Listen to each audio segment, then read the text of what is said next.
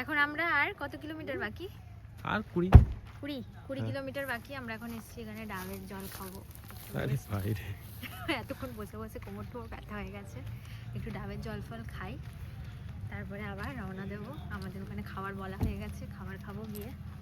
ভিউটা দেখিয়ে দিই, কিছু ভিউ নেই।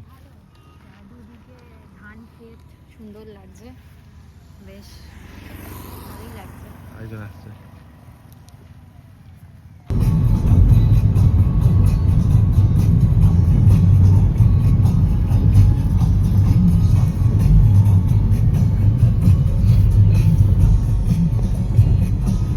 এই যে পিচটা যে চাকায় লাগলো, অসুবিধা নেই?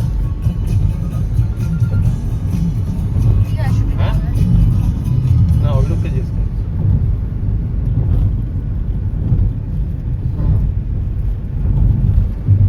গাড়িটা পুরো হেলে যাচ্ছে।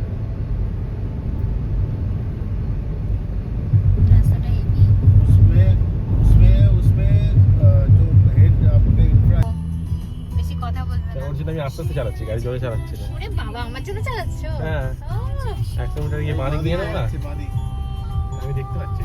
আমরা এবার প্রায় এসে গেছি। কত ছোট বার লাগিয়ে দেখাচ্ছে আর 12 মিনিট।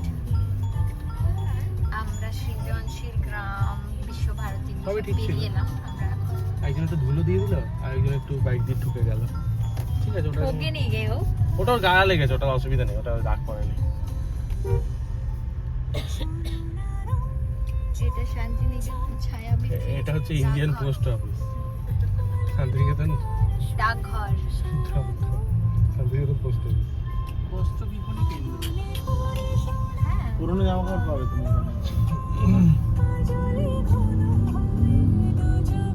এখানে গাড়ি নিয়ে বেড়ানো খুব চাপের জানি। গাড়ি নিয়ে বেড়ানো খুব চাপের।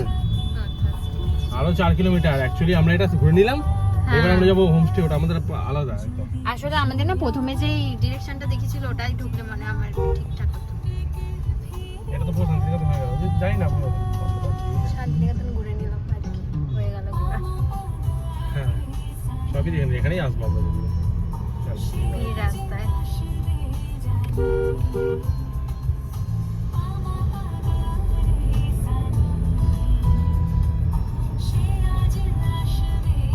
এসে গেছি ফাইনালি। এই তো পিছনের বাড়িতে।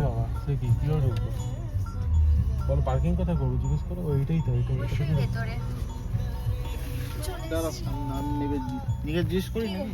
টায়ার্ড না না।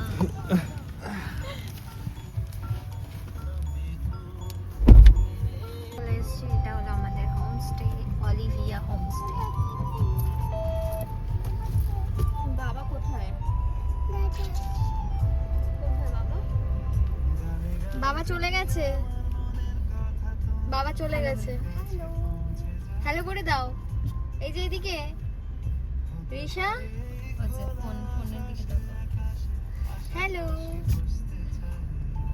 বাবাকে খুঁজছে। যাই চলো।